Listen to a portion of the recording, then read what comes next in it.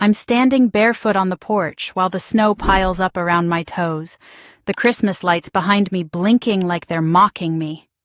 My mother's voice is still ringing in my ears, sharp enough to cut through the cold. "You can't do anything on your own, Lena, not one damn thing!" Then the trash bag, filled with God knows what, was shoved into my arms.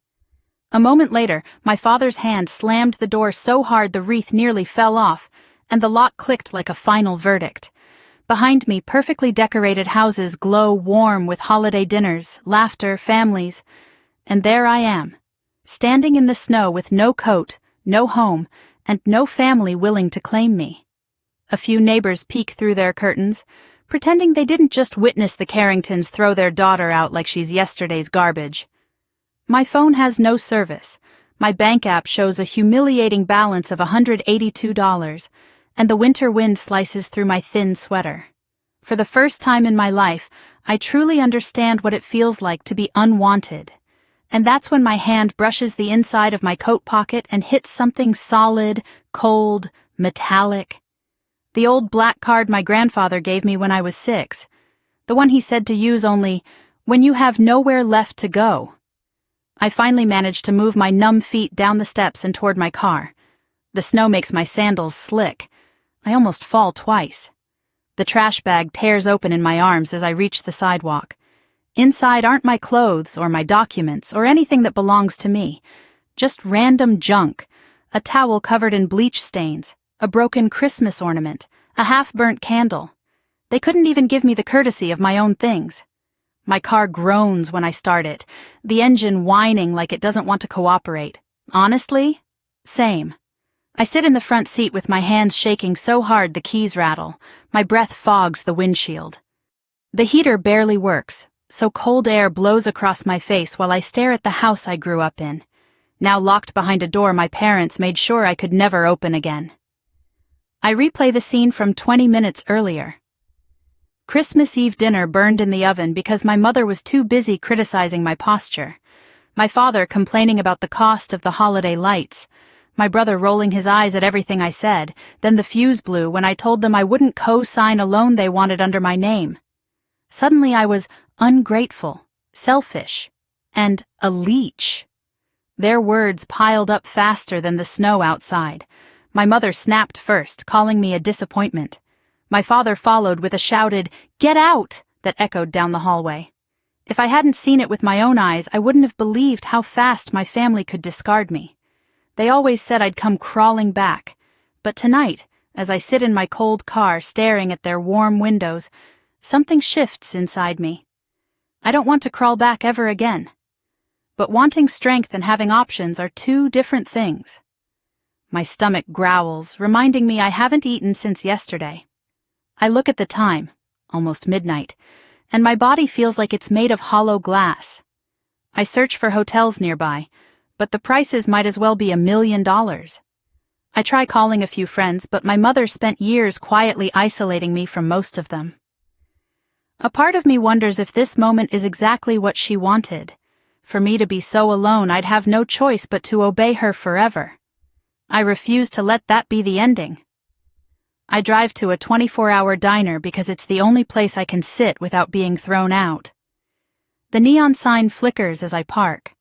The waitress gives me a look, sympathetic but cautious, as I slide into a booth and order the cheapest cup of coffee they have. I cradle it between my frozen hands like it's the last warm thing on earth. And then, like it's been waiting for this moment all along, the black card slips out of my coat pocket and clinks softly against the table. I freeze. I remember the exact moment my grandfather gave it to me. I was 6, sitting on his lap in the backyard while my parents fought inside. He pressed the card into my small hands and whispered, "One day, sweetheart, you'll need this. Use it only when you have no one else." At the time, I told him I would never need it. My parents loved me, or so I thought. The waitress passes by and glances at the card. Her eyes widen and she quickly looks away. You have one of those?" she murmurs before heading back toward the kitchen, like she shouldn't have said anything. I run my thumb over the smooth metal surface. No name, just numbers engraved in gold. It doesn't even look like a normal bank card. It looks older, heavier. Like a key to something I was never meant to open too early. I pull out my phone, 3% battery left, and search for the bank logo etched on the corner. Cumberland National Trust. Only one branch nearby is open until 6 the next day. The building looks like something out of an old movie, with marble pillars and brass handles. Far too elegant for someone like me. But the card came from Grandfather Henry, and if there was ever a moment I needed whatever he was trying to give me, it's now. My phone dies in my hand. Perfect. I sit there for 2 hours nursing the same coffee. The waitress refills it twice without charging me, probably out of pity. Or maybe she sees something in my face she recognizes. Someone trying desperately not to fall apart. I keep the card hidden under my palm the entire time, afraid someone might see it, afraid of losing the one thing that might save me. Eventually, exhaustion wins.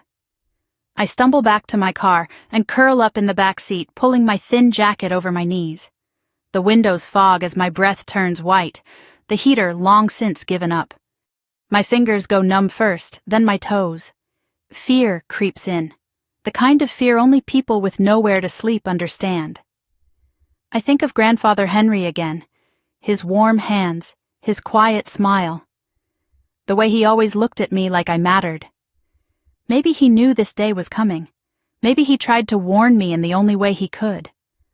Grandpa, I whisper into the cold darkness, I hope you knew what you were doing. The black card lies against my chest, tucked under the jacket like a heartbeat I'm borrowing. Tomorrow I'll walk into that bank. Tomorrow I'll find out whether this card is worthless, or the one thing that can change everything. For the first time since being thrown out into the snow, I feel a flicker of something warm inside me. Not hope exactly, but possibility. And possibility is enough to survive one more night. The lights inside Cumberland National Trust glow warm against the gray morning as I pull into the nearly empty parking lot, my stomach twisting so hard it feels like I swallowed a stone. I barely slept in the back seat of my car. My fingers are still numb when I grip the strange black card in my pocket, the only thing keeping me from collapsing under the weight of everything that happened last night. I sit there for a minute, engine off, breath fogging the windshield, trying to convince myself that I'm not insane for being here. But then I remember my mother's voice. You can't do anything on your own, sharp enough to slice through bone. If I don't walk into that bank now, her words will become true. I refuse to let them become true. I open the door and step into the cold. The wind stings my cheeks as I walk toward the towering building with marble columns and brass-framed windows. It looks like the kind of place where real money lives. Old money. The kind of money my parents always pretended we came from, even though our house was financed through loans they always struggled to pay. This building doesn't belong to people like them. It definitely doesn't belong to people like me, unless my grandfather meant what he said all those years ago. Inside, the air smells faintly of polished wood and winter coats. A receptionist in her 50s looks up from her desk and smiles the kind of polite smile bank workers always give customers they assume don't belong here. Good morning. How can we help you today? My voice almost catches. I need to check the balance on an old account. I have the card. I slide it across the counter. The receptionist's smile slips, not rudely, but with recognition. Unexpected recognition. She turns the card over, examining it like it's a relic from another century. I'll call a manager, she says quietly. A manager? For a balance check? My brain, fried from exhaustion and fear, immediately jumps to the worst conclusions. Maybe the account is closed. Maybe the card is worthless. Maybe I'm about to be escorted out for wasting their time. I sit in one of the leather chairs near the window, folding my freezing hands in my lap. A mother with a toddler walks past me, the child giggling as he tries to grab her scarf. A retired couple sits a few seats away, quietly reviewing a stack of papers. Normal people with normal lives on a normal morning. None of them know I'm homeless. None of them know the reason I'm here is because my parents shoved me out the front door like unwanted mail. 5 minutes pass, then 10. Just when I'm about to convince myself to flee out of pure humiliation, a tall man in a charcoal suit appears in the doorway. He looks like he stepped out of a financial magazine. Sharp haircut, immaculate tie, expression controlled but not unfriendly. "Miss Carrington?" he says, hesitating only long enough to check my ID in his hand. "Yes," I manage. He nods. "I'm Elliot Hayes, the branch manager. Would you come with me? We need to discuss your account privately." My heart slams against my ribs. Privately, that word feels too big, too heavy. I force myself to stand and follow him down a hallway lined with framed photos of the bank's founders, stern men in old-fashioned suits staring down at me like I don't belong. His office smells like cedar and something crisp and expensive. He gestures for me to sit, then closes the door behind us. "Before we proceed," he says, settling behind his desk, "I need to verify your identity." I hand him my driver's license with shaking fingers. He studies it, types something on his computer, and the screen reflects faintly in his glasses, a bright glow against his composed face. His eyebrows rise, only slightly, but I see it. "Miss Carrington," he finally says, "the card you brought in today is one of our legacy accounts. It hasn't been used in many years." He turns the screen toward me, and for a moment, everything inside me stops. Rows of documents, dozens of linked files, account details that look nothing like a simple savings account, and at the top corner of the screen, something that doesn't make sense at all. "It's active?" I whisper. "Yes," Elliot says, "very active, and very well protected." I swallow hard. "Protected from whom?" He pauses. "From anyone but you." The words hit me like a punch. My grandfather wasn't dramatic. He wasn't cryptic. He didn't leave mysteries, except he did. He left this, whatever this is. Elliot pulls up another file, an internal note dated 23 years ago. My eyes widen as I read the name, Henry Carrington, my grandfather. He set up this account when I was only 7. He wrote a directive. "Only accessible by my granddaughter, Lena, and only when she presents the physical legacy card." I feel dizzy. The room seems too small, too bright, too surreal. Elliot leans forward, his voice lowering slightly. "Miss Carrington, before I show you anything else, may I ask why you decided to use the card today?" I look down at my hands. They're trembling again, but I don't lean back or try to hide it. "My parents kicked me out last night," I say quietly. "On Christmas Eve. They didn't even let me take my things. I don't have money for a hotel. I didn't know what else to do." Elliot's expression doesn't change dramatically, but something in his posture softens. "I see." It's 2 small words, but they hold something I haven't heard in a long time. Respect. Or maybe concern. Or maybe compassion.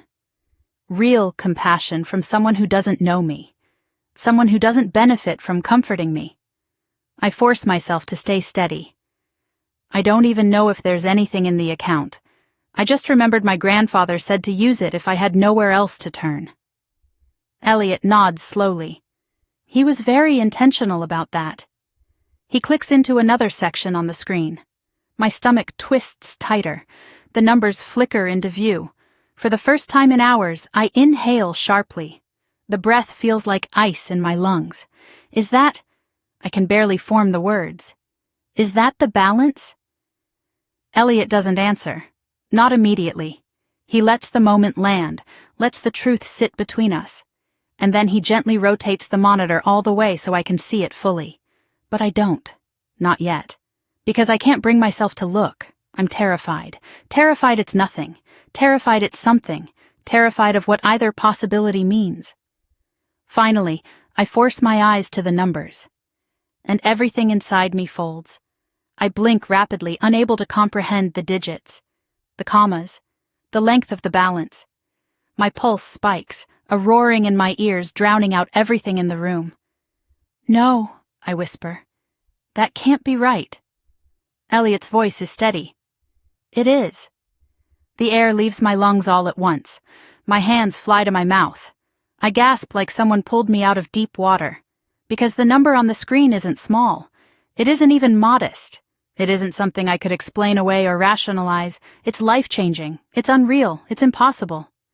I shake my head, breath hitching. My parents, they always said he had nothing. They said he lived off Social Security. They said he couldn't help me even if he wanted to. Elliot folds his hands. Your parents were not given access to this account. Ever. Your grandfather's instructions were explicit. My throat burns. My vision blurs. For years, I believed my grandfather forgot about me. For years, I believed my parents' narrative, that he didn't care, that he was confused, that he didn't love me. But he did. He loved me enough to prepare for the day they would cast me out. I press a trembling hand over my heart. I can feel it pounding, frantic and furious. I don't understand, I whisper. Why me? Why did he do all this for me? Elliot slowly opens a drawer and places a sealed red folder on the desk between us. Because he wanted you to know the truth, he says softly. All of it. I stare at the folder. My grandfather's handwriting covers the top. For Lena. When you are finally free. My chest tightens. Elliot meets my eyes.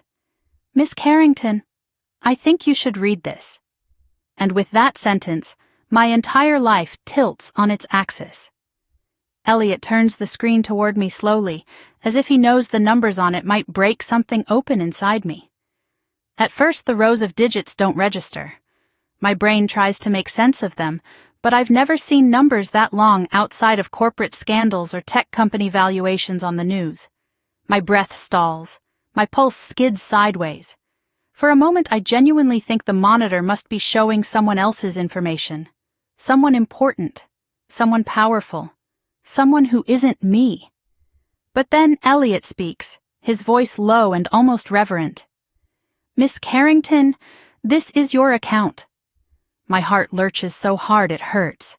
I blink at the screen again. $63.8 million. My hands grip the armrests of the leather chair so tightly my knuckles turn white. The world feels like it's tilting, as if the floor underneath us isn't marble but ice about to crack. There has to be a mistake. I can't even pay for a motel room. I slept in my car last night using a jacket as a blanket. I am the kind of person who measures grocery trips against how many days I can stretch a pack of pasta, and yet here I am staring at more money than my parents have seen in their entire lives. My voice cracks. That can't be real. Elliot doesn't smile, doesn't comfort me, doesn't sugarcoat. He simply nods once, firmly. It's real, and this is only the liquid portion. Only the liquid portion. The phrase makes my stomach swoop.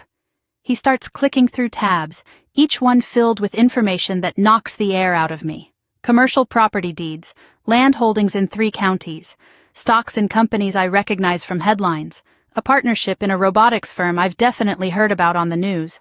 My grandfather, the quiet man who wore the same sweater for years, who ate canned soup for lunch, who insisted coupons were the cornerstone of a wise life, owned a fortune, more than a fortune, an empire. I'm still staring when Elliot reaches to the side and pulls a red folder from a locked drawer. He sets it gently in front of me like it's something living. This contains the files your grandfather asked us to keep sealed, until you came in with the legacy card. Legacy? That word hits me in the chest. My hands tremble as I open the folder. The first thing inside is a handwritten letter addressed to me in my grandfather's looping script. The sight of his handwriting alone makes my throat burn. But before I can read it, a line of text printed on the inside cover catches my eye. For Lena's eyes only, the truth about your parents. A cold ripple moves up my spine. Why would he... I start. Elliot gently clears his throat. Miss Carrington, your grandfather was very deliberate. You were meant to know everything once you were no longer under their control. Under their control. Hearing someone else say it makes bile rise in my throat. My parents weren't strict. They weren't protective. They were suffocating, manipulative. controlling in ways I could never fully articulate. I turn the page. A timeline appears. Month by month, year by year. Documentation of my grandfather's last decade. Medical reports showing he was mentally competent. Banking notes, legal communications, every detail carefully recorded in case he ever needed to prove his decisions. My parents always said he was confused, fading, losing touch with reality.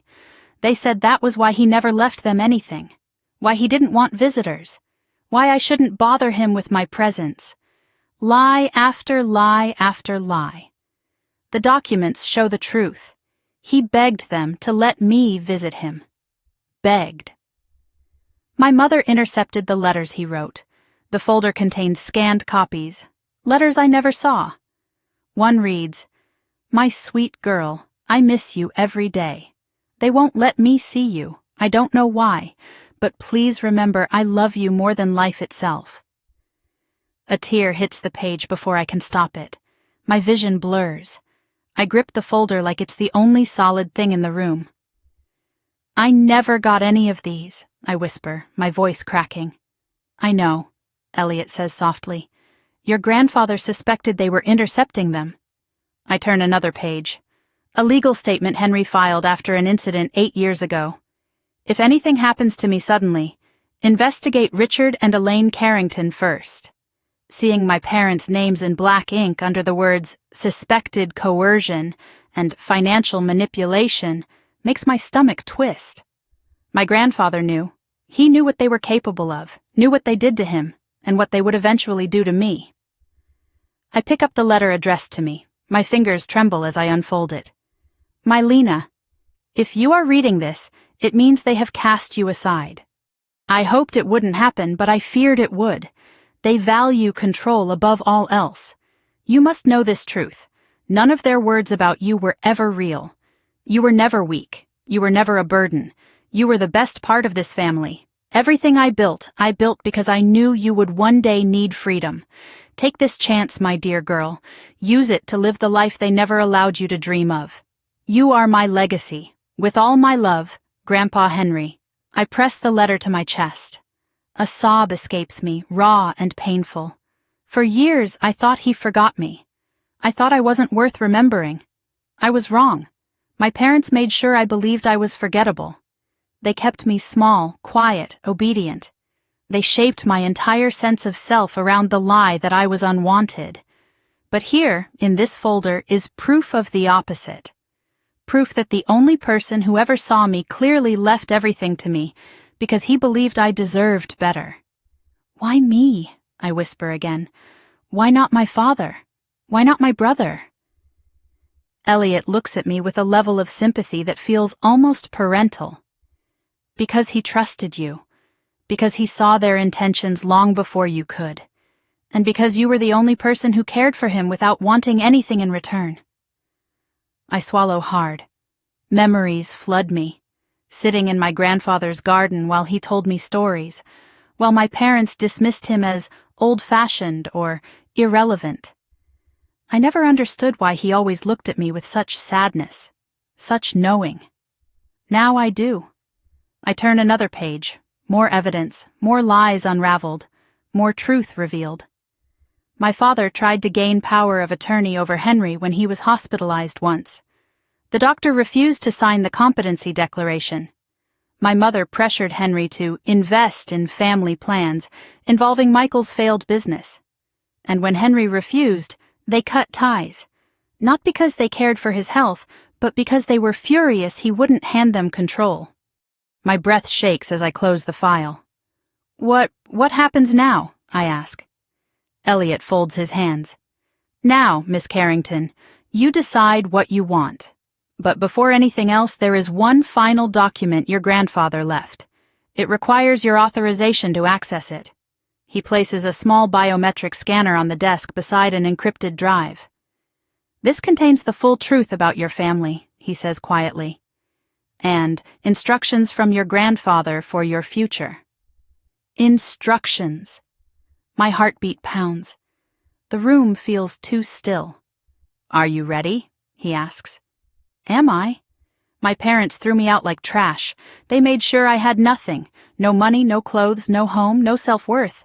And yet the man they dismissed as senile and worthless built an empire and left every piece of it to me. I don't know if I'm ready, but I know I have to be. I place my thumb on the scanner. The light turns green.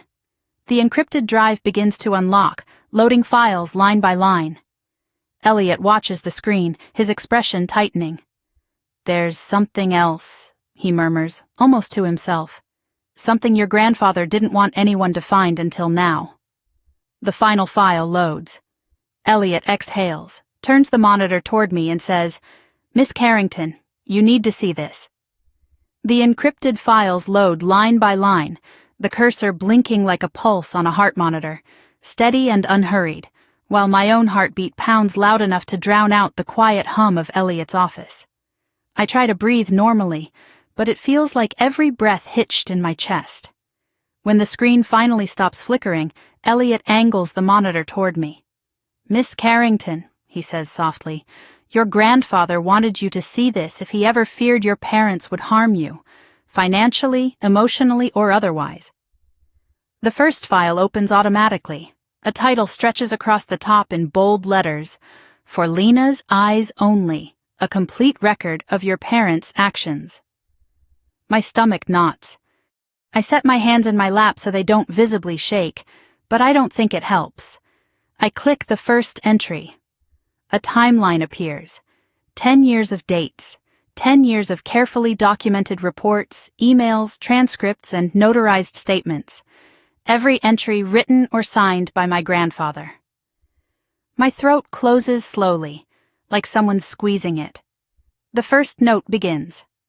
"My son and his wife have begun attempting to control my financial decisions." I blink, reading it twice. My parents always claimed he was forgetful. "Losing touch with the world," my mother would say, shaking her head with exaggerated pity. My father called him unstable and said I should stop visiting him because it stressed him out. But the tone of this note is steady, clear, sharp. Nothing about it is confused. I scroll. Another entry appears, this one with a scanned doctor's evaluation. Patient is fully competent. No signs of dementia or cognitive impairment. Recommending continued independent living with regular medical check-ins. I feel like falling through the chair. Every story my parents told me collapses like it was built of tissue paper. They said he couldn't manage his money anymore. They said he was embarrassed to see me. They said he didn't recognize me. They said he didn't want visitors. All lies. The next set of files are letters, written in my grandfather's familiar looping handwriting, each addressed to me, each dated during a period when my parents told me he didn't want to see anyone. My breath catches. There are dozens. I click the first one. "My dearest Lena, I've written to you twice without a reply. I assume your parents are not giving you my letters." A sound slips out of me. Half gasp, half wounded noise, the kind I didn't even know I could make. I feel 10 years old again, sitting on my childhood bed wondering why I mattered so little. I click another. "I asked them again today if you could come visit. They said you were too busy. I hope you know I would drop everything to see you if I could." A tear falls onto the desk. I wipe it away quickly, embarrassed, but Elliot remains respectfully silent, as if he's seen grief take many forms and understands this one. Another document loads automatically, this one not a letter but a transcript. Meeting record, Cumberland National Trust. Attending, Henry Carrington, Estate Manager, initials EH, Compliance Officer. My grandfather's voice comes through faintly in the audio file, shaky only because of age, not confusion. "My son and daughter-in-law attempted to have me declared mentally incompetent today. They brought in papers they wanted me to sign. I refused." I stopped the audio, hands trembling harder. My parents tried to take his finances, tried to control him. They did the same thing to me in every way that didn't require a bank signature. "When was this?" I whisper. Elliot clicks to the date. 9 years ago. The year I graduated from high school. The year they forbid me from visiting him for his own good. It wasn't for his good. It was because he stood between them and access to his money. I scroll again. More documents, more proof. A physician's note. Adult children appear motivated by financial gain, not concern for the patient's well-being. Recommend legal barriers be reinforced. My pulse is so loud it thuds in my ears. Elliot shifts slightly in his chair. Your grandfather was very clear that you were the only person he trusted. I swallow hard. Why didn't he tell me any of this? Why didn't he warn me? He tried, Elliot says gently. Your parents cut off all channels of communication. I close my eyes. They didn't just isolate him. They isolated me from him, from the one person who truly loved me. I turn to the next section, labeled Attempted Financial Takeover, Incident Record. Inside are scanned copies of bank statements, legal notices, and a formal report filed by my grandfather. They tried to gain full control of his assets by claiming he was unfit. They demanded the bank release his accounts to them. They even tried to move money into a family-managed trust, with themselves listed as primary beneficiaries. My stomach churns as I read the note my grandfather added beneath the report. Protect Lena from them if anything happens to me. The words burn. I keep scrolling. Another cluster of documents reveals how my parents began portraying him as unstable to their friends, neighbors, the community, poisoning the reputation of the one person who saw straight through them. Emails between my mother and father appear, ones I was never meant to see. Sentences jump out at me like venom. He needs to give us control or he'll waste everything on nonsense. We deserve access. After everything we've done. If Lena keeps visiting him, he might leave her something. Everything finally, painfully, horribly makes sense. The sudden shift in their rules, the guilt-tripping, the coldness, the moments where they forgot to tell me he called, the pressure to distance myself from him. They did it because he loved me, and because they hated that. My throat stings. I scroll again. This time a map pops up. An aerial view with red markings, circles, hand-drawn arrows. Beside it, a typed label, properties to be transferred to Lena under protective trust. There are 10 markers. 10. Not just money, not just stocks. Land, rented buildings, a stake in a robotics company. He built something massive and hid it from the very people who wanted to exploit him.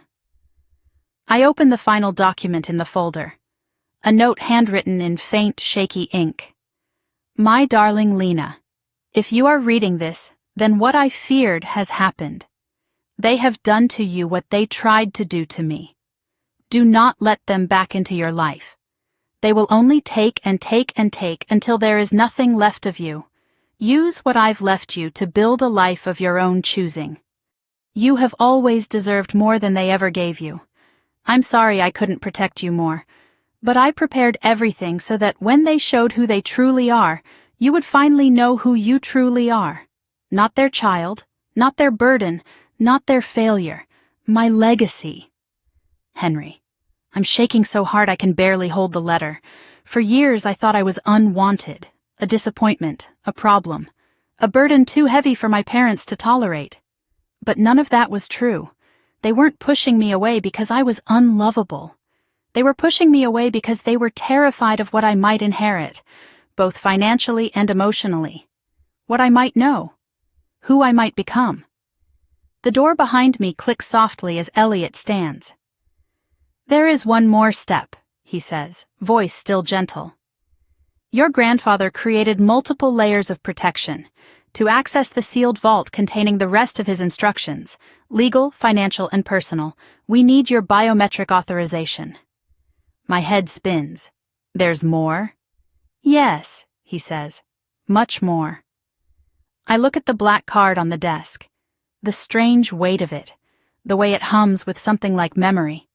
My whole life I believed the story my parents fed me. Today, that story ends, and the real one begins. I straighten in the chair, wiping my tears with the back of my hand. Show me what he left, I say. Elliot nods and powers on the biometric scanner. The future glows on the screen, waiting for me to claim it. Lena walked out of the bank with the red confidential folder pressed tightly to her chest, snowflakes melting against the thin fabric of her sweater. The cold barely registered. Her mind was too full, too loud, bursting at the seams with everything she had just learned. $63 million. Properties, investments, letters her parents stole. A lifetime of truth buried under years of lies. Her entire world had broken open inside a marble office with brass fixtures and gentle lighting. She felt shaky, electrified, weightless in the worst and best way. She reached her beat-up car, slid into the driver's seat, and didn't start the engine. She just sat there, gripping the steering wheel, forehead against the leather. The parking lot around her blurred through the frost gathering on the windows. For a moment she closed her eyes and just breathed. She wasn't broken. She wasn't worthless. She wasn't what her parents said she was. She had proof. But with that proof came a new terror. What now? The black card rested in her pocket, warm from her touch. She pulled it out, running her thumb along the engraved gold numbers. Her grandfather had known. He had prepared for this. He had expected this. And that thought both comforted her and shattered her heart. 10 minutes passed, maybe 20. Eventually, she forced herself upright, wiping her face. She wasn't going to collapse in a bank parking lot, not when she finally had something resembling power. Her phone buzzed suddenly. Unknown number. We need to talk. Her stomach twisted. She blocked it before the fear could get a foothold. She turned the key and drove. The farther she got from the bank, the more surreal everything felt. It was like she was floating above herself, watching a version of her she barely recognized.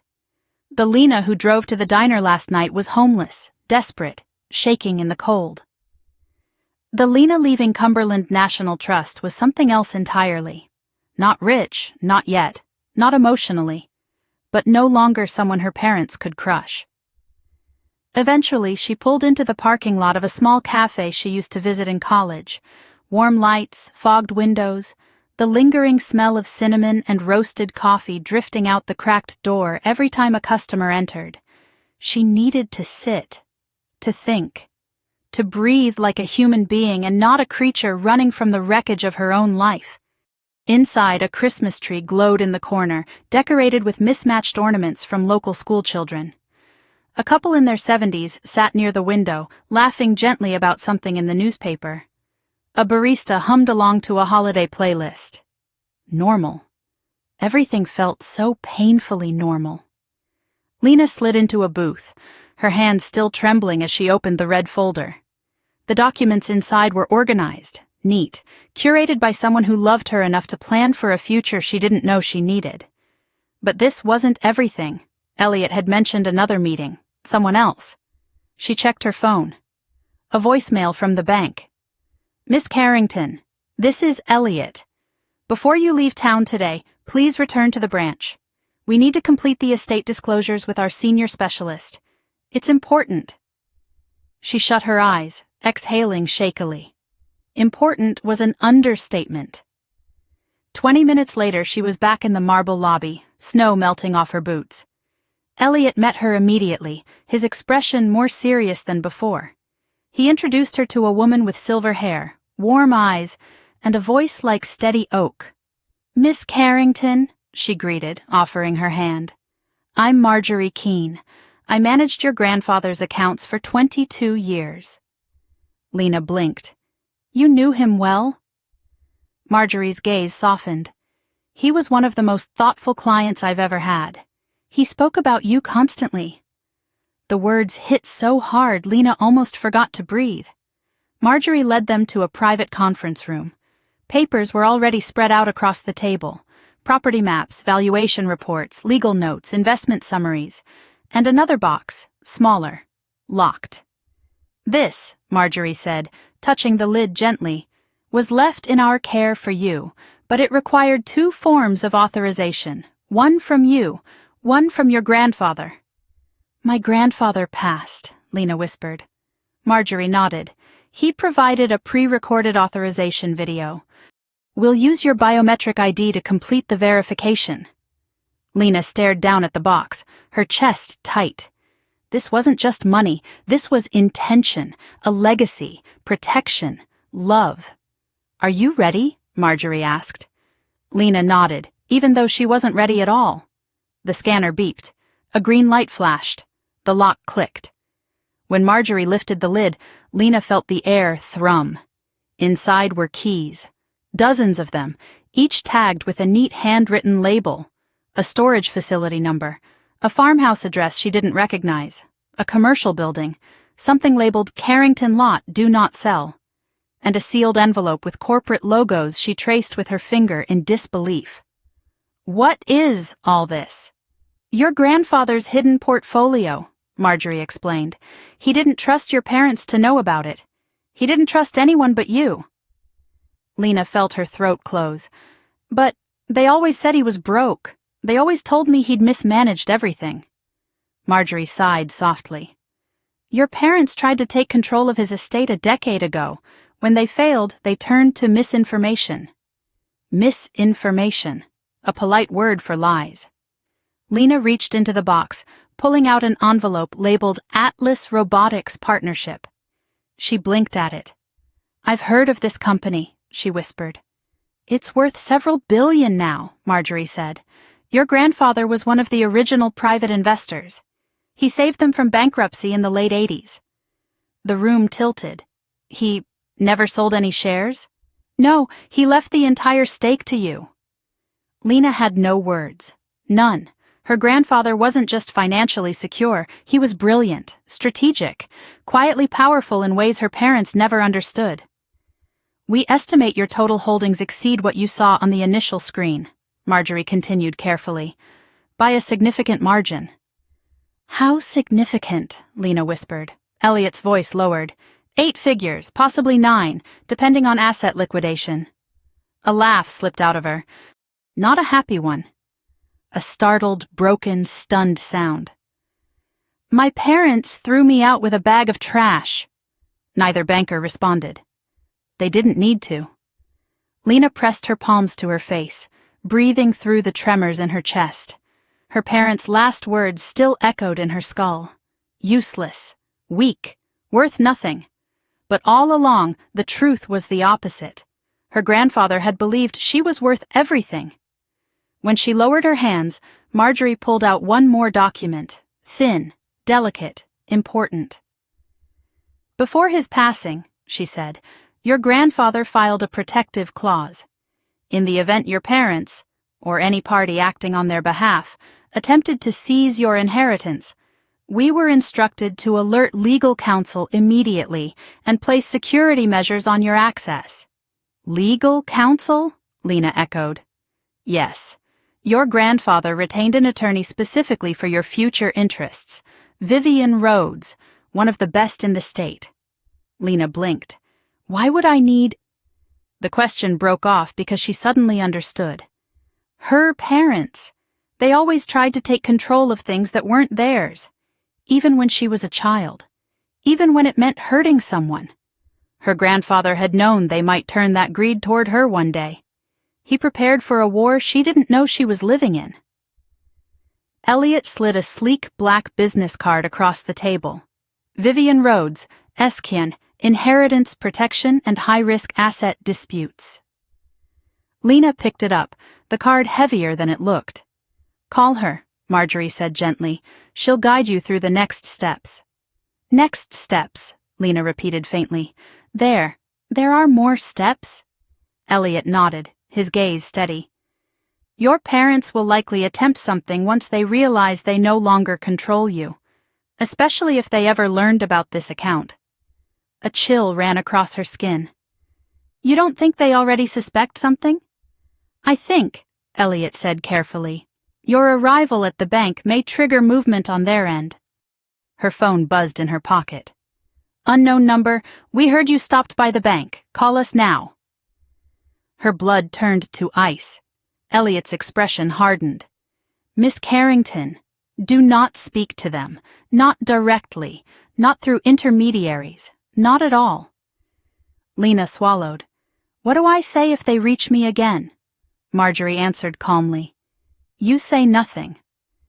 Lena closed the folder gently. She didn't feel powerless anymore. Terrified, yes. Overwhelmed, absolutely. But powerless, no. Her grandfather had given her a path out of the life her parents tried to trap her in. He had laid out the truth, brick by brick, for her to follow. She stood. Set the meeting, she said, gripping Vivian's card. I'm ready. Elliot nodded once approvingly, and as Lena walked out of the bank into the falling snow, the world didn't feel so impossible anymore. Hard, yes. Dangerous, absolutely. But she finally had something worth fighting for. Her life, her freedom, her future, and she wasn't giving any of it back. I'm sitting in my car outside the cafe with Vivian's business card still warm in my hand, the world tilting in slow circles around me.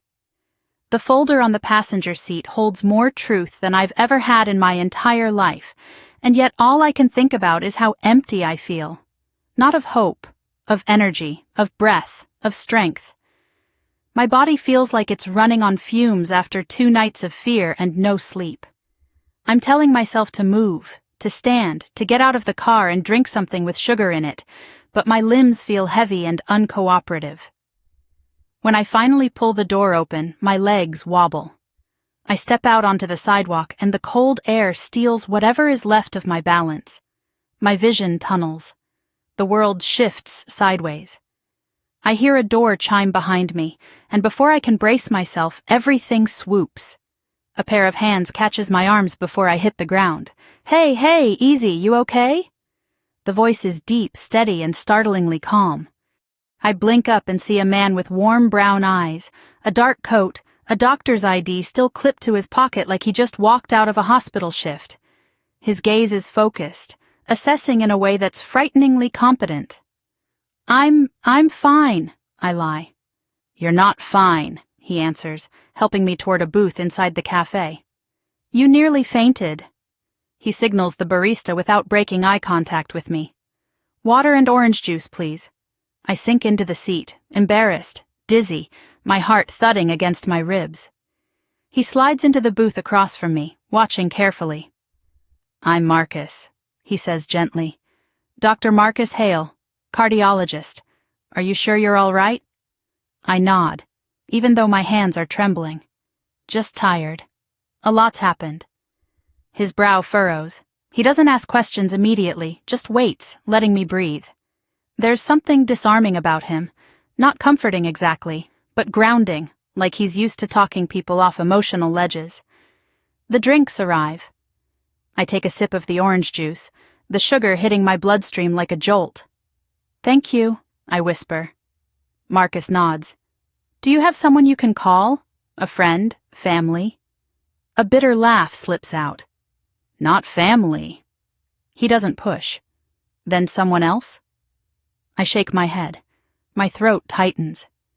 Maybe it's the exhaustion. Maybe it's the fact that, for once, someone is asking if I have support instead of telling me I'm a burden. He leans forward slightly. Look, I don't know what happened to you, but you look like someone who hasn't eaten or slept in too long, and you're shaking like you're freezing. I slept in my car last night, I admit quietly. His expression softens with something like sorrow. Then let me ask a different question. Are you safe now? The calmness in his voice catches me off guard. Because am I? I'm not sure anymore. I thought my new apartment would be a fresh start. Then I thought being thrown out of my parents' house would be the worst thing that could happen. Then I found out everything I knew about my grandfather was a lie. Now the truth sits heavy in my bag, and the danger feels close. Too close. I don't know, I whisper. Marcus doesn't look shocked the way some people would. He just nods once, as if confirming a diagnosis he already suspected. All right, tell me what you need. The question unravels something inside me. No one's ever asked me that. Not my parents, not my brother, not anyone who was supposed to care. My throat tightens. I need a place to think. I need to figure out my next steps. Then let's start with getting you warm and fed, he says. Everything else can come afterward. He signals for a menu even though I didn't ask for one. I try to protest, but he holds up a hand. I'm not doing this out of pity, he says gently. You just nearly collapsed. Let a doctor worry about you for 10 minutes. I nod because arguing feels impossible. As I sip the orange juice, Marcus studies me with the kind of quiet attention that feels more like a blanket than an interrogation. You look like someone who's carrying too much by yourself, he murmurs. I swallow hard. My parents kicked me out, last night. His face shifts, anger flickering briefly before he reins it back. I'm sorry, he says softly. No one deserves that. The simplicity of the statement makes my eyes sting, because that's what I needed to hear last night, that I didn't deserve it.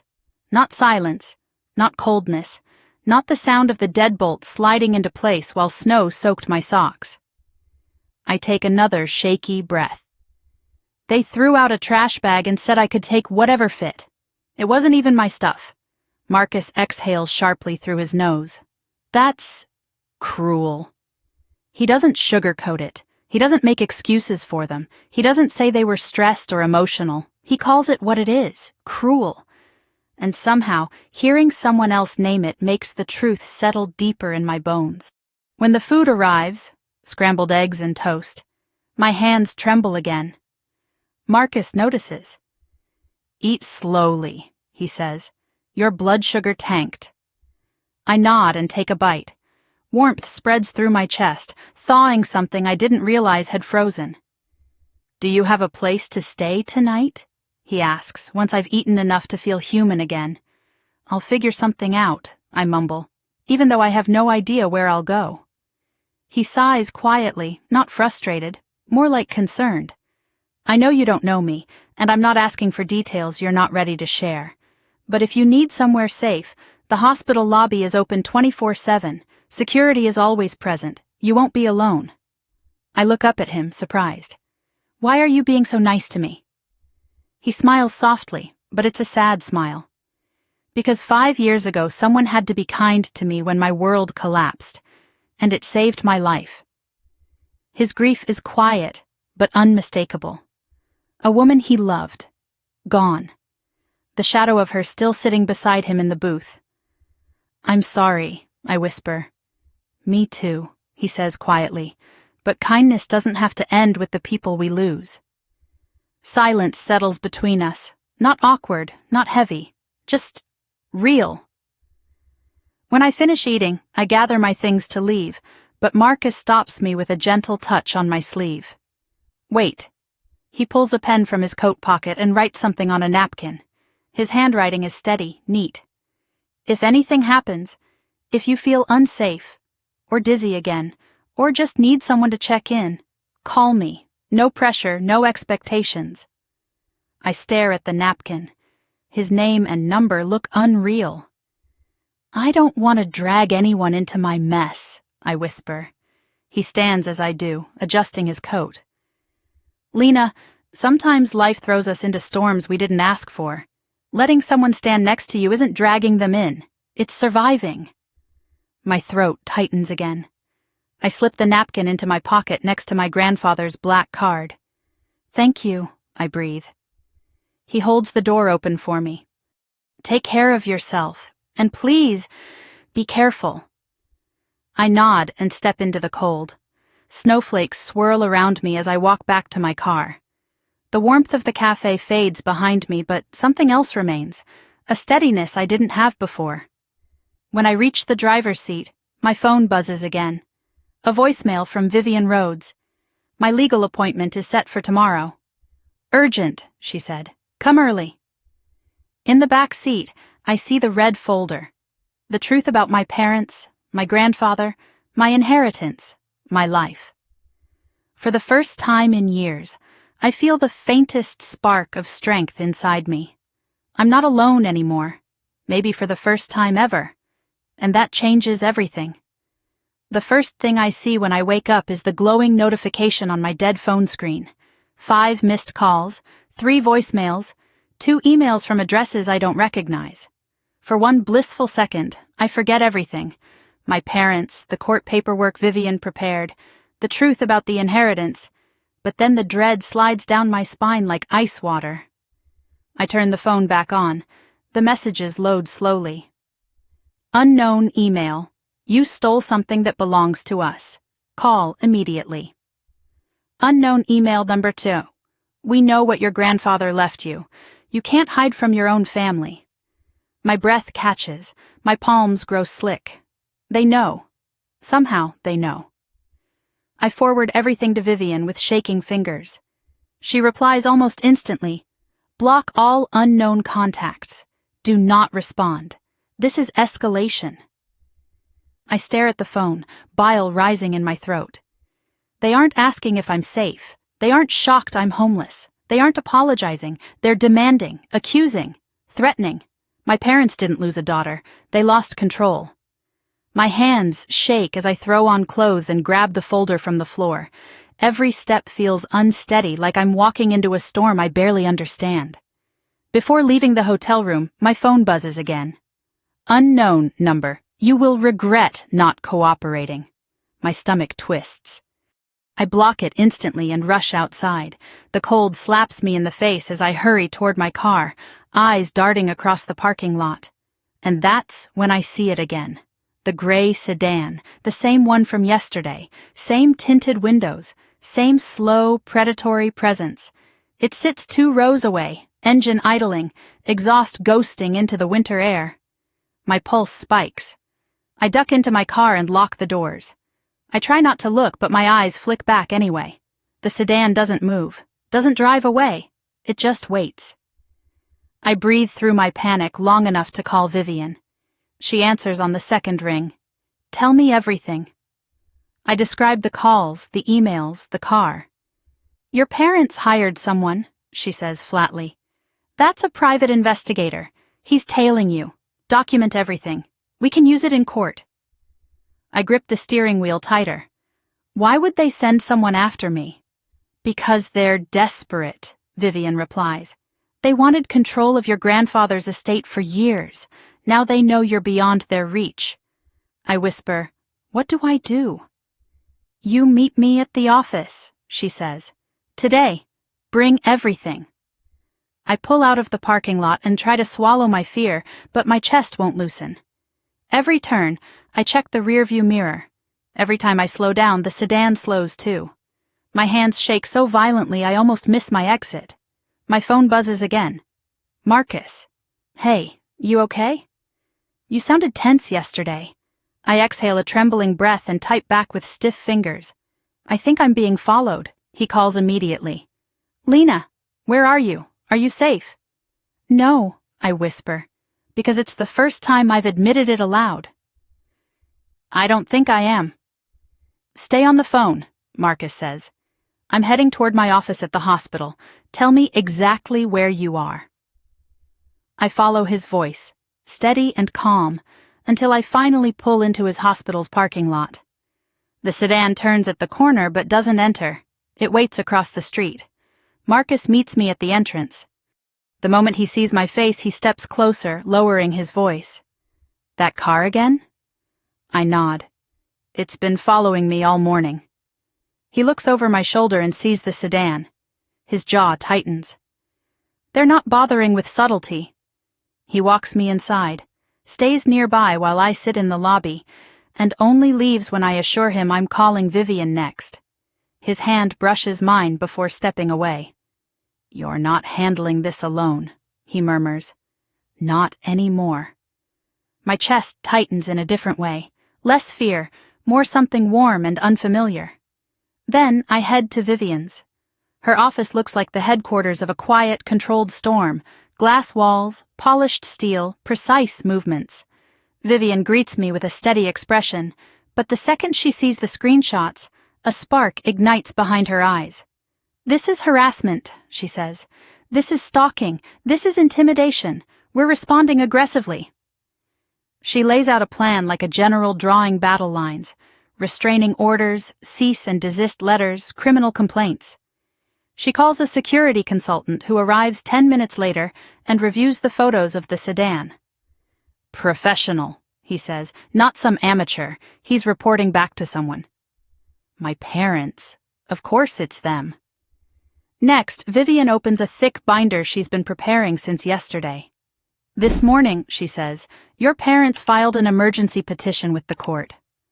My stomach drops. What kind of petition? They're trying to claim you are mentally unstable and unfit to control assets. The world tilts. What? I choke out. They're saying I'm... Vivian taps the page. Predictable tactic. They're attempting to build a narrative. I stare at the words on the page, my name next to phrases like delusional tendencies and emotional instability and concerns for her decision-making. A cold shiver runs down my spine. My entire life, I whisper. They said those things to me. Exactly, Vivian replies. They groomed you to believe it so they could weaponize it now. My eyes burn. Every memory with them suddenly feels sharper, clearer, more sinister. Vivian places a hand over mine, firm but gentle. We will destroy this petition. I nod, even though my throat is tight. We go over documents, messages, evidence, every lie they told, every threat they made. Vivian gathers everything into a binder labeled L. Carrington, abuse file. It's time you see your life clearly, she says. No more fog. Her confidence is a buoy in a sea of panic. The meeting ends with instructions. Stay in public places, document everything, avoid being alone at night. As I leave her office, the sky is darkening, the early winter sunset casting long shadows across the street. My breath fogs in the cold air. I pull my coat tighter around me. Halfway to my car, I see movement to my right, the gray sedan, parked at the corner, engine running, lights off, watching. I freeze, panic skittering through my veins. Before fear can swallow me, a voice calls out, "Lena!" I jump, turning toward the sound. Marcus stands across the sidewalk, coat half-zipped, keys in his hand. "I thought I'd swing by and check," he says softly. "You didn't answer my last text." The relief is so immediate and overwhelming my knees nearly buckle. Marcus follows my gaze, sees the sedan, and steps closer, his expression darkening. "That's him," I whisper. "The one following me." Marcus doesn't hesitate. He pulls out his phone and snaps a photo. Then he moves in front of me, protective, shoulders rigid. "You are not touching her," he says under his breath. Not loud enough for the driver, but loud enough for me to hear, to feel safe. The sedan finally pulls away, melting into traffic like a ghost. I sag against my car door, heart hammering wildly. Marcus puts a steady hand on my shoulder. "You need backup. And you have it. Whatever this is, you're not facing it alone." I swallow hard, fighting tears. "Why?" I whisper. "Why are you doing this for me?" He studies me with quiet intensity. "Because you deserve someone in your corner, and because I care." The words break something open inside me, something brittle, fragile, long abandoned. I nod, unable to speak. He gives my shoulder a gentle squeeze before stepping back. "Go home," he says softly. "Lock your doors. Text me when you're inside. If anything feels off, you call me, immediately." I promise I will. But when I get back to my hotel room, there's a package at my door. No return address, no label, just a plain brown box. My stomach churns. I pick it up with 2 fingers like it might explode. Inside, there's no object, just a single sheet of paper. You can't hide. We'll get back what belongs to us. My hands tremble so hard I almost drop it. I text the photo to Vivian. Her response is immediate. "He's escalating. We're filing for an emergency restraining order tomorrow morning. Lock your door. Do not open anything else." I sit on the edge of the bed, breathing in short, sharp bursts, the note crumpled in my fist. For the first time, I understand something terrifying. My parents aren't going to stop, but neither am I. Not anymore.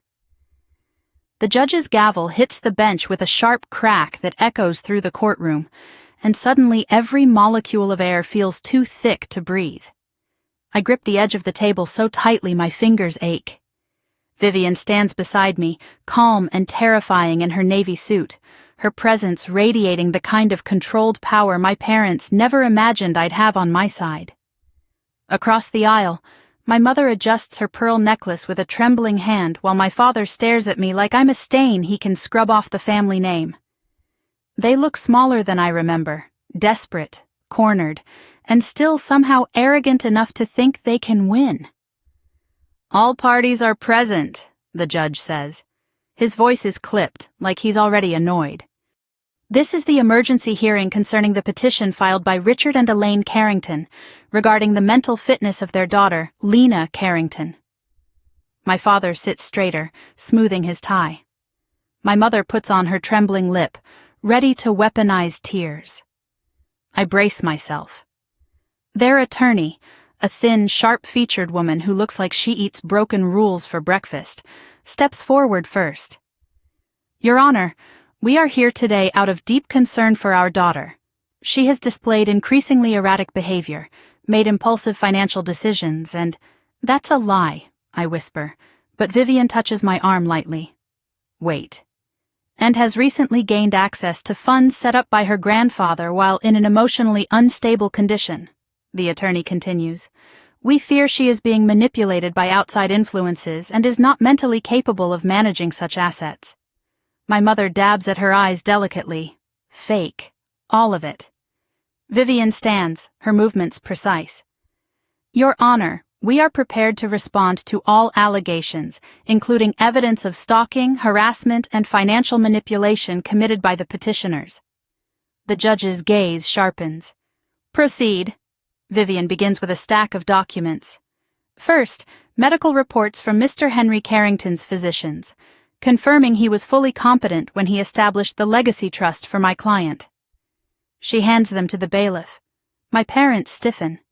"And next," Vivian continues, "security footage from Cumberland National Trust from 9 years ago, showing the petitioners attempting to coerce an elderly man into signing over control of his estate." My father jerks upright. My mother gasps softly.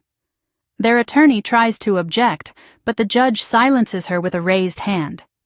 The footage plays on the courtroom monitor. There's my father, face twisted with frustration, pointing at a stack of papers. My mother hovering behind him, her lips thin with anger. And my grandfather, calm but unyielding, refusing to sign anything. The courtroom is dead silent. Vivian continues. "We also have email correspondence from the petitioners to various third parties attempting to frame Mr. Carrington as mentally incompetent. These emails contain statements such as, and I quote, 'He's old. Who's going to believe him?' My father's jaw clenches. My mother's face turns pale. And finally, Vivian says, pulling out a printed transcript, we have the letters Mr. Carrington wrote to my client, letters her parents intercepted and concealed. She reads one aloud. My grandfather's voice on paper feels like a hand on my heart. My sweet girl, I miss you. They won't let you visit. I am so sorry. Please remember I love you. I cover my mouth with my hand. The judge's expression softens almost imperceptibly. Then Vivian deals the blow that breaks everything open. There is also evidence that the petitioners hired a private investigator to follow my client, including footage of the same vehicle appearing outside her hotel and trailing her on multiple occasions. She gestures to the screen again as images flash, my own photos of the gray sedan. My father bursts forward suddenly, slamming his hands on the table. That is taken out of context. The judge slams his gavel. One more outburst, and you will be removed. My father's chest heaves as he sinks back into his seat, eyes burning with fury. Your Honor, Vivian says, it is clear the petitioners are not concerned parents. They are individuals attempting to regain access to an estate they failed to seize from the rightful beneficiary. The opposing attorney stands, but even she looks rattled. Your Honor, we believe— You believe nothing with evidence to support it, the judge snaps, rubbing his forehead. He glances at the documents, then at me. His next words feel like oxygen. Petition denied. My breath rushes out in a shaky gasp. The judge continues, voice firmer now. Furthermore, due to the documented harassment, stalking, and attempted coercion, this court issues a temporary restraining order against Richard and Elaine Carrington, effective immediately. My mother's face crumples. My father goes scarlet. And, the judge adds sharply, I will be recommending this case be reviewed by criminal investigators for potential charges. My parents both whip their heads toward me, outrage written across their faces. Their attorney looks ready to sink through the floor. Vivian nods once, satisfied. Thank you, Your Honor. We exit the courtroom, and I lean against the wall outside, shaking. Relief and terror battle inside my chest. The threat is contained but not dead. Marcus appears in the hallway like he was waiting for this moment. He steps toward me slowly, as if unsure whether he's allowed to touch me. I don't realize I'm crying until he brushes a tear from my cheek. You did it, he murmurs. You stood up to them. I feel like I'm going to collapse, I admit. You're allowed to, he says softly. Just not alone. I let out a trembling breath. They aren't going to stop. No, he agrees. But now they have consequences chasing them. And you have people standing between you and them. Vivian steps out, her heels clicking decisively. Lena, we're not finished. There's still a long process ahead. But today you won, and you're safe for the moment. Safe, a word I haven't felt in years. Marcus takes my hand gently. Come on, let me walk you to your car. We step outside into the brittle winter air. The gray sedan is nowhere in sight today. Maybe, finally, the law scared them back into whatever shadows they came from. But as I reach my car door, my phone buzzes again. A new message. No number, no name. Enjoy your freedom while it lasts. My blood runs cold. Marcus sees my expression and takes the phone from my hand. When he reads the message, his jaw tightens in a way that sends fear and comfort warring inside me. He looks up slowly. They're not done, he says. Neither am I think. Not anymore. He hands me back my phone.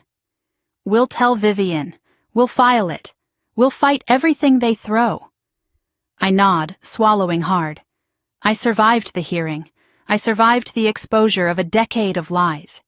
And with every new threat, every new attempt to pull me back under their control, something inside me hardens. My parents started a war, but I'm finally learning how to fight. The snow falls heavier the next morning, blanketing the streets in a cold, muffling quiet that somehow makes everything feel more dangerous. I stand at my hotel window, watching the flakes drift past the street lamps, my stomach tight with dread. The victory in court yesterday should have made me feel triumphant, but instead the silence after the storm feels like a warning. My parents lost their petition. They were exposed, cornered, and people like them only lash out harder when they're backed against a wall. My phone buzzes with a text from Vivian. Police found evidence the PI tampered with your mail. Meeting at my office at 10. Don't come alone. Stay visible. I stare at those words longer than I should. Don't come alone. It shouldn't make me emotional, but it does. Someone is thinking about my safety. Not in a controlling way, not in a guilt-tripping way, just care. A second text comes through. Marcus. Good morning. Are you up? How are you feeling? I can drive you to Vivian's if you want. I exhale slowly, my chest loosening. I type back before I can overthink it. Yes, please.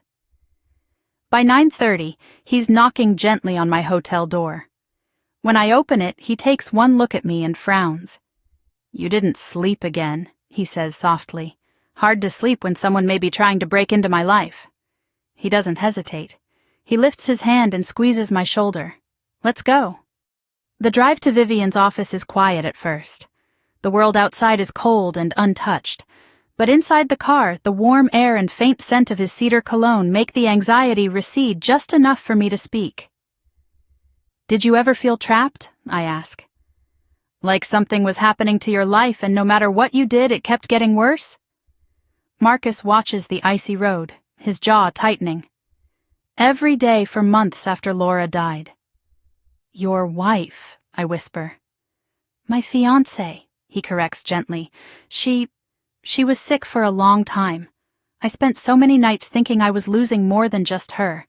I felt like I was losing myself. I watch him closely. He's not saying this to draw attention or sympathy. He's offering honesty, connection, a bridge. I'm sorry, I say quietly. He nods, eyes never leaving the road. It broke me, but I survived. You will too. The words settle in my chest like warm stones. Vivian's office is buzzing when we arrive, phones ringing, papers stacking, assistants rushing purposefully. Something shifted overnight, something big. Vivian opens the door before we can knock. Good, you're both here, come in. She looks more intense than usual, which is saying something. I sit while Marcus stands nearby, leaning against the bookshelf like my unspoken protector. Vivian wastes no time. The private investigator your parents hired? He was arrested this morning. I blink. Arrested? For trespassing, tampering with personal mail, attempted coercion, and tracking your vehicle without consent. I stare at her, stunned. He confessed to everything, she continues, and he gave names. Your parents paid him in cash from a separate account to avoid a paper trail. My stomach flips. They're caught then? Vivian lifts a hand. It's not that simple. The PI is cooperating to lessen his charges. But he claims your parents received a tip-off about your inheritance months ago. Marcus shifts behind me. From who? Someone inside the bank, Vivian says. Someone who violated confidentiality rules. We're working with the bank now to identify the source. I grip the arms of the chair. So they've been planning this whole time? Since the moment they suspected you might have anything of value. My throat tightens. And throwing me out? That was part of the plan? Vivian nods grimly. They needed you vulnerable. They needed to control the narrative. If you appeared unstable or homeless, they could argue you were unfit to handle assets. It was all strategic. A wave of nausea rolls through me. They were trying to force you into a corner, Vivian finishes softly, to reclaim what they believed should have been theirs. I cover my face with my hands. Beside me, Marcus steps closer, resting a hand at the back of my chair. Then what do we do now? He asks Vivian. She gestures to a stack of documents. We go on offense. Her voice turns sharp, powerful. We file for a permanent restraining order. We file harassment charges. We file a civil suit for damages, including emotional distress, stalking, defamation, and attempted asset theft. And we open a criminal negligence investigation. My eyes widen. All of that? All of that, Vivian confirms. We overwhelm them legally before they can regroup. She hands me another document, this one bearing the seal of the county court. And there's something else, she adds, lowering her voice. The judge from yesterday has expedited your petition for emergency protection under the Family Harassment and Abuse Act. He saw the PI's arrest report. I swallow hard. What does that mean? It means the court believes you're in danger, she says, and they're acting fast to shield you. I nod slowly. It feels surreal to be protected by systems I always believed would fail me. Then, an unexpected question slips from my mouth. Will they go to jail? Vivian's expression turns steel hard. If the investigation continues this direction, yes. Marcus exhales, relief and anger mixing on his face. Good. But then Vivian softens, studying me. Lena, she says gently, are you ready for that possibility? I sit quietly, considering it. Jail, my parents, behind bars. Part of me recoils. They're still my parents. They raised me, fed me, spoke the words, I love you, even if they never meant them the way normal parents do. But another part of me, the part they tried to crush, knows the truth. If I don't stop them, They'll never stop me. Yes, I whisper. I'm ready. Vivian nods and stands. Good, then we move forward. Inside the office, everything feels strong, actionable, controlled. Outside, the storm is still waiting. Hours later, when Marcus drives me back to my hotel, the wind howls against the windshield. I feel drained, hollowed out, but strangely steadier. Vivian has a plan. The judge believes me. The PI confessed. And Marcus, he's becoming a constant I didn't know I needed. When he pulls into the hotel lot, he turns to me with a seriousness that makes my heart dip. You shouldn't stay here tonight, he says. It's okay, I begin, but he shakes his head. No, it isn't. His voice is calm but firm. Someone left a package at your door yesterday. That means they know where you sleep. A shiver crawls up my spine. Come stay at my place, he says gently. Just for tonight. I have security cameras, a doorman, and a 24-hour desk. You'll be safe. My heart twists. Not with fear, something else, something warm and frightening. I don't want to be a burden, I whisper. He steps closer, voice soft. Lena, you're not a burden. You're someone I care about. Deeply. My breath catches. He holds out his hand. Come with me. And for the first time in my life, I reach for safety instead of running from fear. Yes, I whisper, slipping my fingers into his. I'll come. The elevator doors slide open with a soft chime, and warm light spills into the hallway as Marcus leads me toward his apartment. My body feels heavy with exhaustion, nerves, and the lingering adrenaline of the last 48 hours. But there's also an unfamiliar sense of safety blooming in my chest. His hand is still wrapped around mine.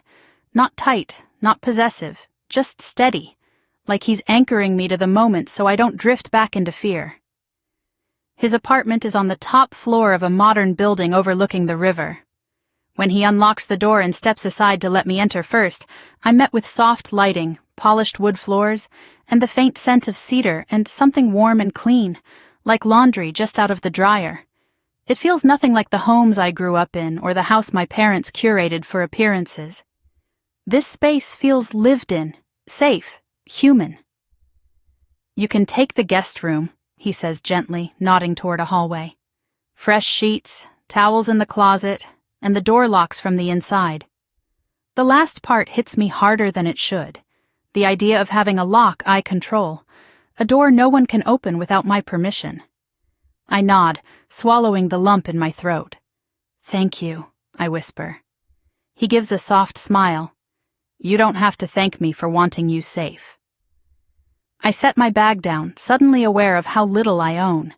A few clothes, the red folder, my grandfather's card, the napkin with Marcus's number, my whole life distilled into a motel-sized pile. He disappears into the kitchen and returns with 2 mugs of chamomile tea. Drink, he says, gently pushing one into my hands. It'll help. I sink into the couch, letting the heat seep into my palms. Outside, the snow is still falling, catching the glow of the city lights as it drifts past the tall windows. The world feels quiet and distant, like I'm viewing it through glass instead of being crushed by it for once. Marcus sits beside me, leaving a respectful space between us. What Vivian said today, he begins, about your parents planning this for months. Does it make things clearer? A bitter laugh escapes me. Clearer, yes. Less painful, no. He nods. What hurts the most? I stare into my tea, watching the steam curl upward.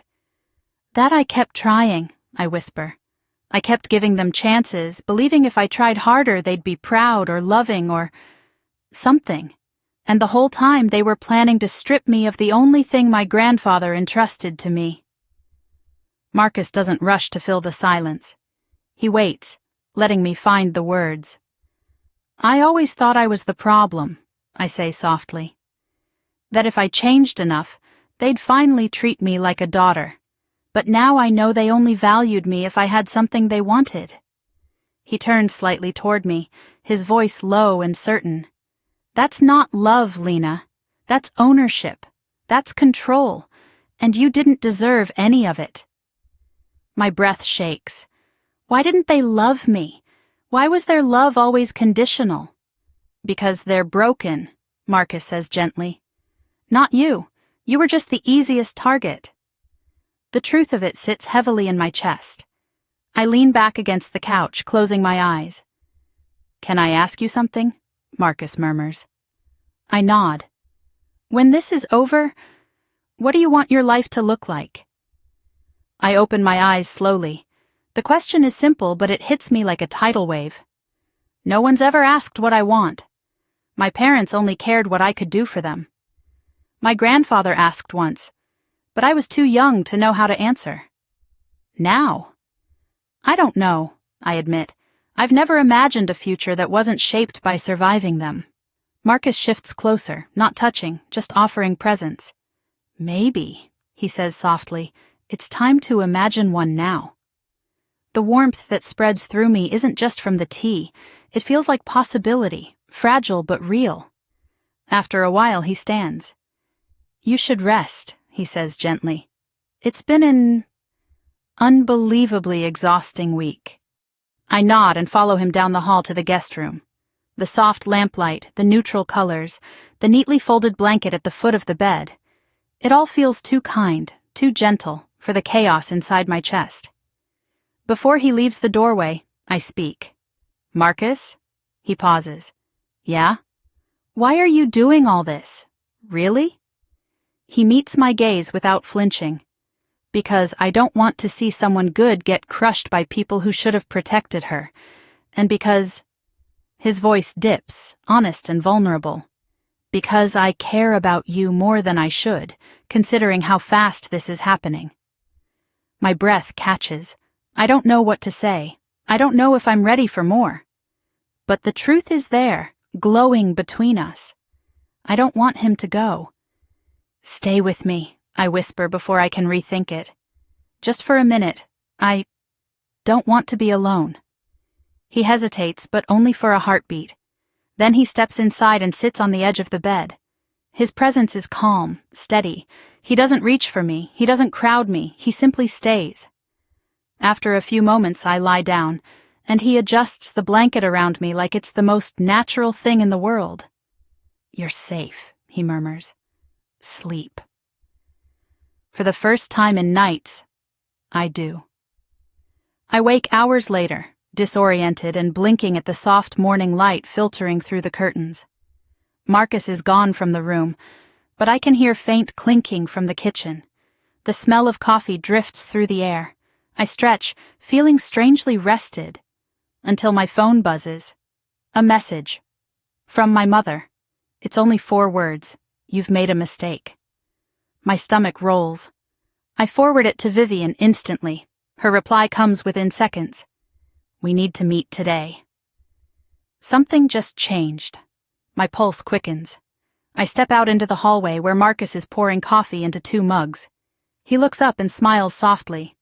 Morning. Sleep okay? But his smile fades the second he sees my face. What happened? I hand him the phone and he reads the message slowly. His jaw tightens. They're shifting to a new tactic, he says quietly. That's a warning. I nod, swallowing hard. I don't know what they're planning, I whisper, but I can feel it. He sets the mug down and steps closer, his voice steady. Then we'll face it together. And for the first time in my life, the word together doesn't feel like a trap. It feels like hope. The conference room at Vivian's office is already buzzing when Marcus and I arrive. But the moment Vivian sees us step inside, she shuts the door and lowers her voice to a tone that raises every hair on my arms. Your parents made their next move. My pulse jumps. What did they do now? Vivian spreads a series of documents across the table. Printouts, screenshots, legal forms. The atmosphere feels heavier today, darker. Like the storm that's been building for weeks is finally starting to crack open. They filed a petition with family court claiming you exploited a vulnerable elder, she says calmly. Too calmly. I grab the back of a chair to steady myself. What? They're accusing you of manipulating your grandfather for financial gain, she continues, claiming you coerced him into leaving you the estate. That's insane, I breathe. I didn't even know he had an estate. Yes, Vivian cuts in, but truth doesn't matter to them. Control does, and this strategy is designed to muddy the waters and trigger an investigation. Marcus steps closer to me, bracing my back with a supportive hand. They're trying to weaponize the system again. Vivian nods. This is their most aggressive move yet, and the most dangerous. My head spins. How is this even possible? Because the petition triggers automatic review, she says, meaning social services and the state could open an inquiry into your grandfather's medical records, financial activity, and potentially your actions. I grip the edge of the table, feeling the world tilt. I didn't do anything wrong. Of course you didn't, Vivian says firmly, and we're going to prove it. But first, she lifts a thin folder from the pile and hands it to me. These are the emails your parents sent to their attorney last night. We subpoenaed them. I open the folder. The words blur for a second before snapping into sharp, brutal focus. She'll break under pressure. She always did. Once the investigation starts, she'll crumble. We need her unstable. We need her emotional. We need her alone. My breath catches in my throat. They wrote those words. About me, their daughter. My hands shake as I clutch the papers. Marcus takes them from me gently before they slip from my grasp.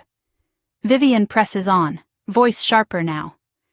They are actively discussing ways to make you appear mentally unfit, including sending people to observe your behavior in public places.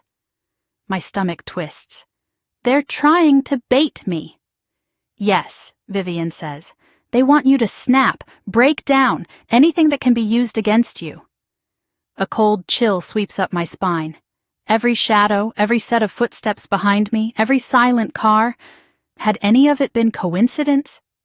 Vivian leans forward, voice low and intense. Listen carefully, Lena. You cannot react to anything, not in public, not online, not in private messages. They want you emotional, don't give them what they want. I nod slowly, but terror churns in my chest. Is this supposed to scare me into giving up? I whisper. Yes, she says, and because you didn't give up, they escalated. Marcus jumps in, jaw tense. What if they try something physical? The PI was bad enough. Vivian lifts a hand. We're maximizing your legal protection. But there's another piece, something you need to see. She opens a sealed envelope and pulls out a USB drive. She plugs it into the projector. A video appears on the screen. My grandfather. Frailer than I remember. Sitting in a wooden chair near the old farmhouse window. The timestamp reads 3 months before he died. A lump forms in my throat. He begins speaking slowly, voice raspy but clear. If you're watching this, my dear Lena, then the time has come. Marcus moves closer, his hand finding mine. Vivian stands beside the table, silent. My grandfather continues. I know your parents. I know what they did to you. I know how they treated you and what they want from me. And from you. That is why I have done everything quietly. That is why this account and the properties are in your name and no one else's. My throat tightens painfully. You were the only one who ever visited without wanting something. You were the only one who spoke to me like a human being instead of a wallet.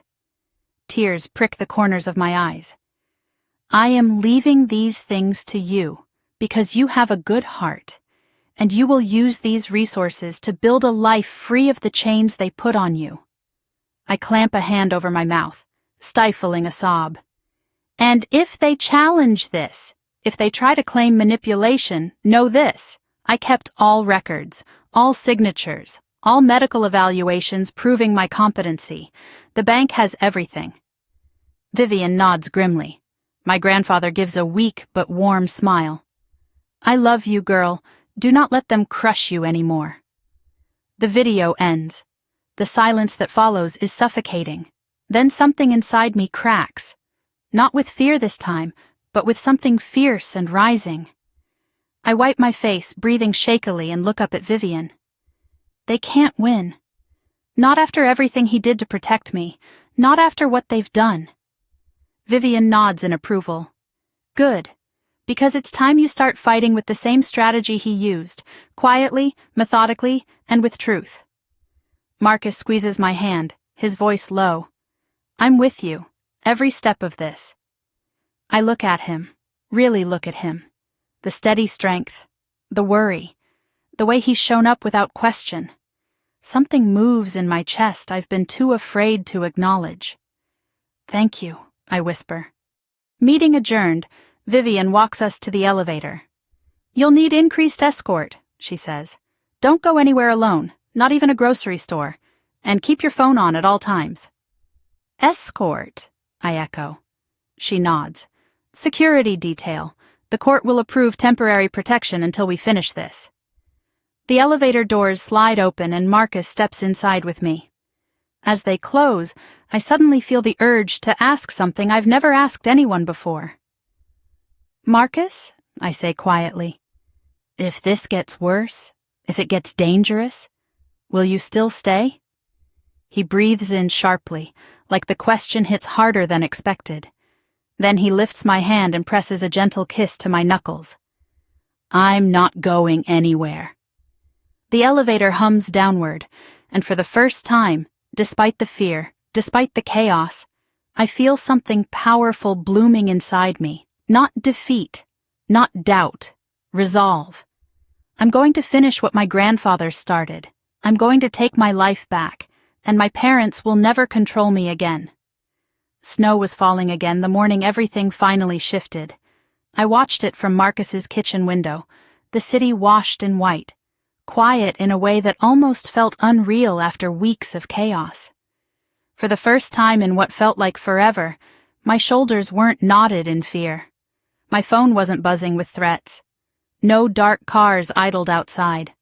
The world was still. But the stillness wasn't fragile anymore. It felt earned. Marcus moved around the kitchen behind me, barefoot, half awake, making coffee like he'd been doing it beside me for years. His presence no longer startled me. It settled me. Each small gesture, reaching past me for a mug, brushing a hand against my back, kissing the top of my head as he passed, felt like a quiet reminder that I wasn't alone. Not anymore. Vivian had emailed last night with the final update. The case was closed. The fraud investigation into my parents was complete. And charges, real serious charges, were moving forward. I wasn't required to testify. Their emails, messages, and the PI's confession were more than enough. My parents were no longer lurking shadows in my life. They were legal consequences waiting to happen. And I was free. A knock came at the door. Marcus looked up, surprised. That'll be the security detail, he murmured. Vivian said they'd stop by this morning. For once, I didn't tense. I didn't check the peephole 3 times. I didn't feel hunted. The security officer standing outside the door introduced himself, gave us the court's final documents, and left. No drama, no threat, just closure delivered in a manila envelope. I sat at the table, fingers trembling only slightly as I opened it. Permanent restraining order, full control of my grandfather's estate. Official confirmation that I had been the victim, not the perpetrator of manipulation. And one more thing, a letter, from the court-appointed financial evaluator. I opened it and blinked. They had audited everything. The accounts, the recordings, the documents my grandfather left behind. And they'd discovered more investments, more assets, more property my parents didn't even know existed because my grandfather had hidden them too well. I let out a strangled laugh. Marcus looked up. Good news? He left me more than we thought, I whispered. A lot more. He pulled out the chair next to me. Then maybe it's time you decide how to use it. I stared down at the letter and felt something I hadn't felt in years. An open horizon. A future that belonged to me. Not shaped by fear or obligation. Not listened through keyholes or dictated by someone else's cruelty. Mine. Later that afternoon, Vivian called with one last update. It's done, she said simply. They can't touch you again. I stepped out onto the apartment balcony as she spoke, listening to the hum of the city below, breathing in cold air that tasted like relief. When we ended the call, I stayed there a while, letting the wind tangle my hair, letting the reality of my new life sink in. Marcus joined me a moment later, hands tucked into his pockets. "You okay?" I nodded. "I think, for the first time, I know what that feels like." He smiled the way he always did when he wanted to make sure I believed in myself. "What's next, Lena?" I turned to him, feeling warmth spread through my chest. "I want a home," I said softly. "A real one. Not a place to hide, a place to live, a place where I can breathe." He nodded slowly. "Good. And," I hesitated, searching his face, "I want you there. If you want to be." His expression softened, gentle, steady, full of something that felt a lot like promise. "I'm not going anywhere," he murmured. "Wherever you go next, I'm right beside you." I didn't realize I was crying until he brushed a tear away with his thumb. Weeks later, when the last snow melted and the first signs of spring touched the edges of the city, we stood in front of a little brick house just outside town. A quiet street. A yard my grandfather would have loved. A porch where light pooled in the afternoons. Not a mansion, not a fortress. A beginning. A symbol of everything I'd built for myself. Freedom, safety, peace. Inside, we painted walls, unpacked boxes, and built a life.